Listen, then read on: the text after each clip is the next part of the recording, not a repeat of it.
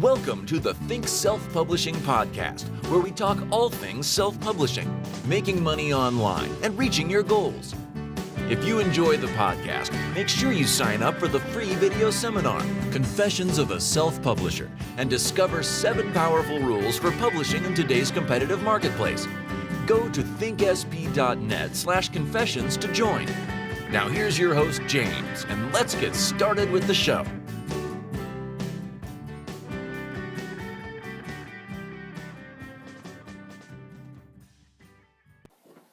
Welcome to the Think Self-Publishing Podcast, Episode 8. In this episode, we're going to talk about more specifically getting started with the self-publishing business. And we're going to talk about if you can get started with no money.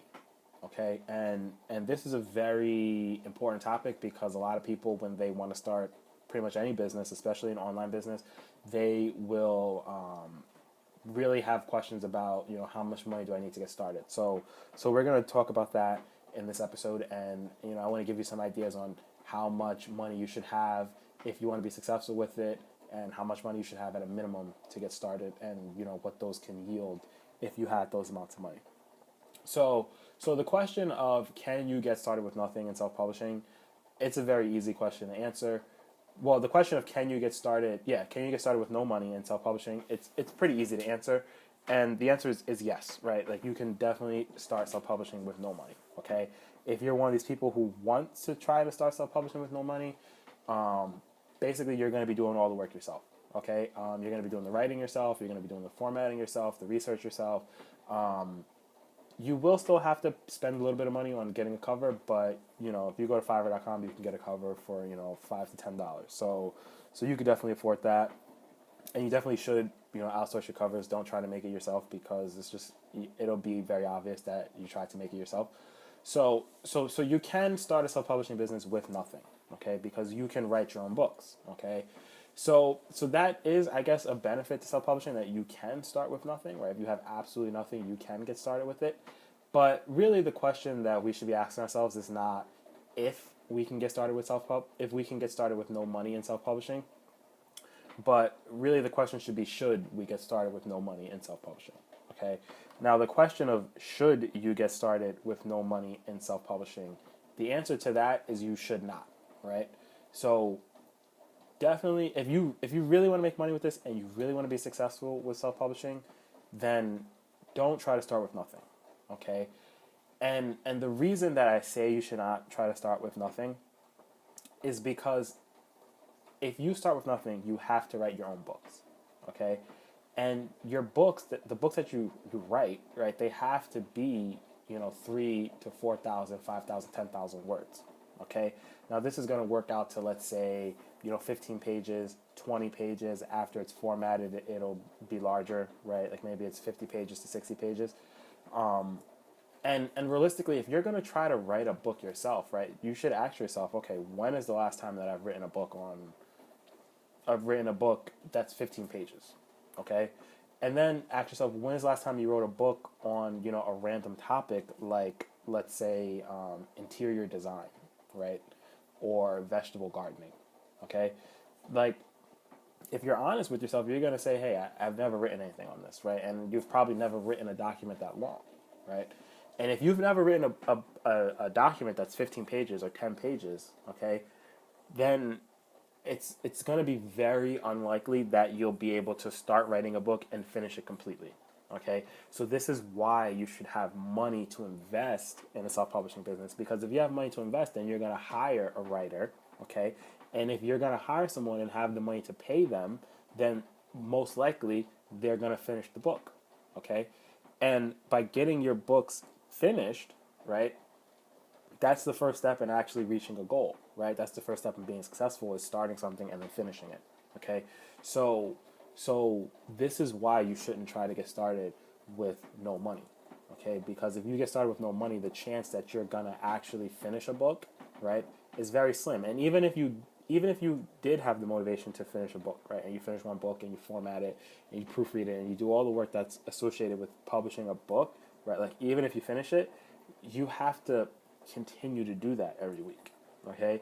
And realistically, you should be trying to publish 2 to 5 books per week, right? In my experience, I published probably around 4 to 5 books per week for maybe a year and a half, almost 2 years, and then after that, I was publishing much more because I had writers who were writing, right, and I had ways of publishing more because you get used to doing it, okay, and you create your systems and you know what you're doing at that point, but again, I was publishing 4 books per week consistently, right, for almost 2 years, right? And the reason I was able to do that was because I was outsourcing and I was spending money to pay writers to get the work done properly, okay? Like the hardest part of publishing is going to be the writing, right? The hardest part is going to be building your team of writers that are consistent, that are reliable, that are trustworthy, and that will produce good content for you, okay?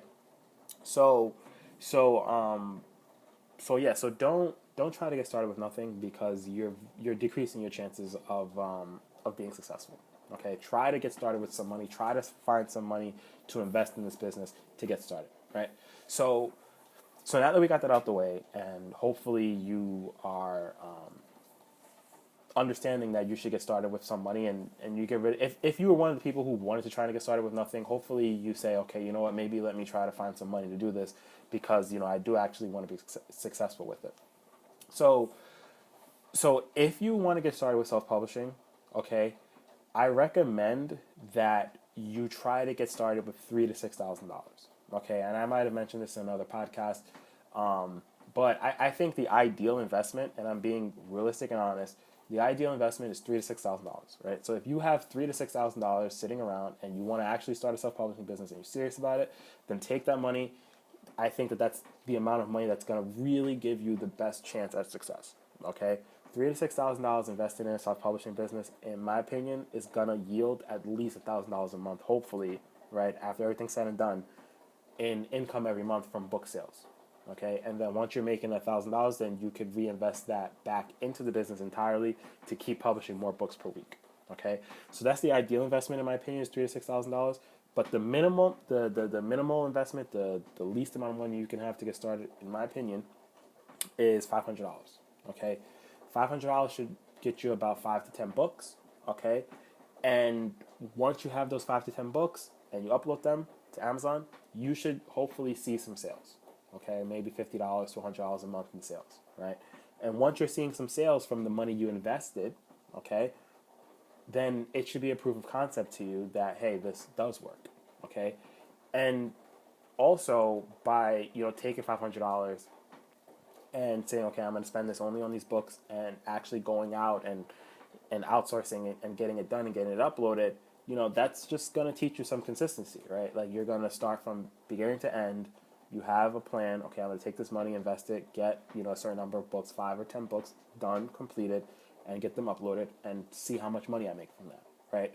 And by doing that, right, and staying consistent and taking the time that it takes to, get it done, right, once you see results from the work that you put in, right, that should make you enthusiastic to keep going, right?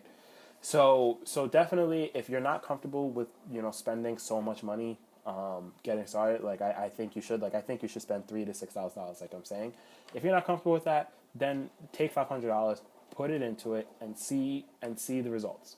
Okay, and if you see positive results, then definitely take the larger amounts of money and put it into it, and try to see what happens. Okay, and try to reach your income goals.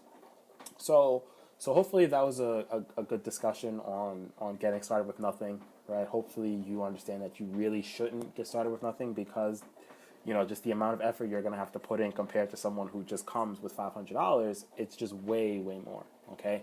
So having the money to outsource and hire writers is really going to increase your chances at being successful with self-publishing, and it's really going to show you that, like, hopefully, it's going to show you that this is a way to make money, and it's very realistic, and it's a very real business, even though it's online, right?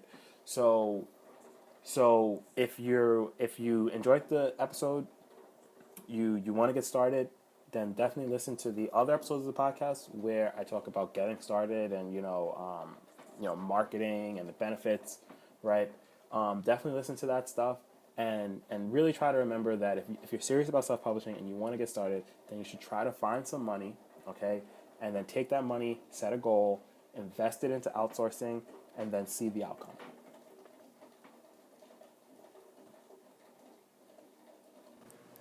If you enjoyed the podcast and you found some value in it, then I recommend that you go to thinksp.net/confessions, okay, and you sign up to get the free video seminar, Confessions of a Self-Publisher, where I talk about 7 rules that I've learned over the last 2 to 3 years of publishing that I think will really improve your chances with self-publishing, especially if you haven't gotten started yet.